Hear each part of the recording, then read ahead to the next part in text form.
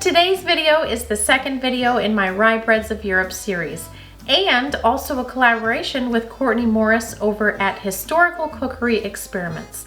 Courtney blind tests old forgotten recipes and techniques and lets you know if they're worth resurrecting.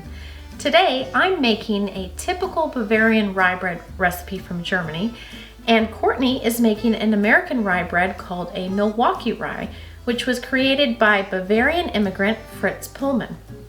Fritz immigrated to Milwaukee, Wisconsin in the 1850s and started a bakery there catering to the local immigrants, and eventually created what is still a staple in the Midwest today, the Milwaukee rye bread.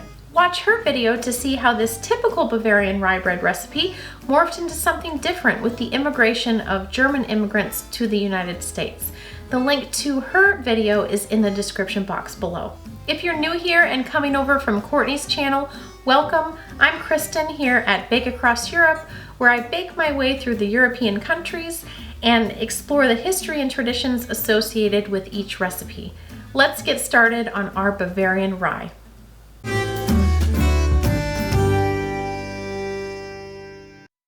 To begin, add 500 grams or 4 3/4 cup of medium rye flour to a bowl. I'll link the rye flour below if you can't find it at your store like I can't. Then add 15 grams or 2½ teaspoons of salt and 1 teaspoon of German bread spices, which is a combination of fennel, caraway, anise, and coriander. I will put the recipe in the description box. Then add 320 grams or 1 1/3 cup of homemade sourdough starter, preferably from rye. Then add 350 milliliters or 1½ cups of water.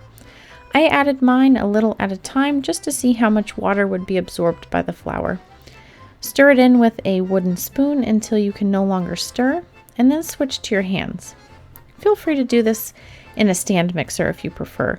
The only purpose the stand mixer serves, though, is just to keep your hands clean, because unlike a wheat dough, this rye dough doesn't need to be kneaded for gluten development.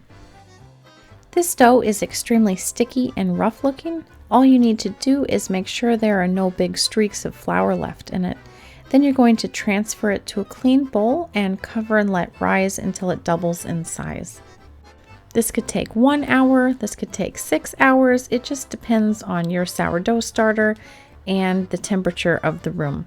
Mine took about 3 hours to double in size. And magically, the sun is out along with my risen dough. Now I'm going to take the dough and knead it a few times on a floured surface to form it into a ball. Rye is extremely forgiving when it comes to shaping, so even though you see me shaping this into a boule, it does not need to be perfect. Just create as neat of a ball as you can and then place it in a bread banneton.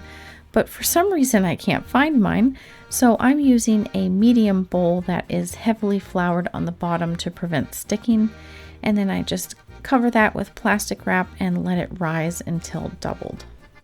A word on the bread spices. These are a classic feature of rye bread in Bavaria, which is a state in the southeast of Germany.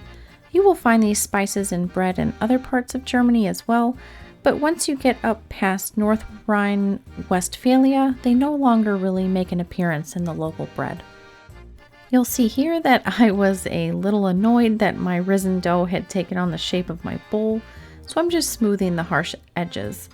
You'll want to tip your risen dough onto a piece of parchment, and that's going to allow you to carry your dough and place it in your cast iron skillet or Dutch oven or baking stone that you're going to be baking it on in the oven.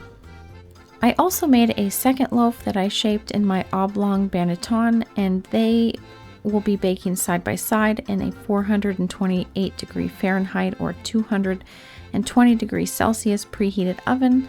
You'll also want something to pour water into to create steam in the oven.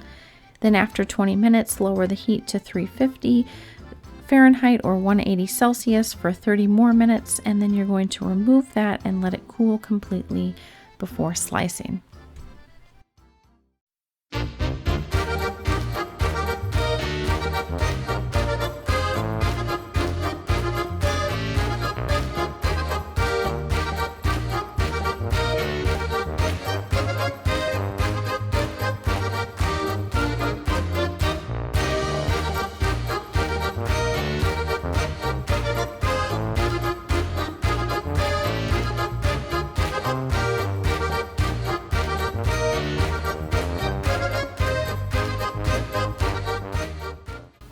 time I make a rye bread, I'm surprised at the simplicity of it. While there definitely are complicated rye breads out there, for the most part, they just seem to be a matter of time and patience. There aren't any complicated shaping techniques or worry about the gluten structure developments. They're just hearty and simple loaves of bread. Now let's try this bread and see how it tastes. I have a little piece here with some butter on it.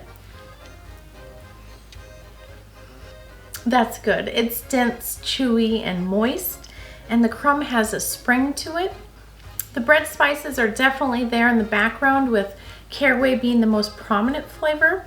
If that's not a flavor you like, or the other spices that are in it, you could definitely leave those out and just have a simple hearty rye bread with no spices in it. Once again, make sure to go check out Courtney's channel and her Milwaukee rye bread recipe. It's so interesting to see how something like this changed into something totally different with the immigration of German immigrants to the United States. I've linked her video in the description below. If you're coming here from Courtney's channel, thank you so much for watching. I hope you'll consider subscribing. I make weekly recipes, breads, baked goods, desserts from a different European country each week, and explore the history and traditions associated with each recipe. This particular recipe is part of a series that I add to monthly called Rye Breads of Europe, where I explore the unique and varied rye breads of the different European countries.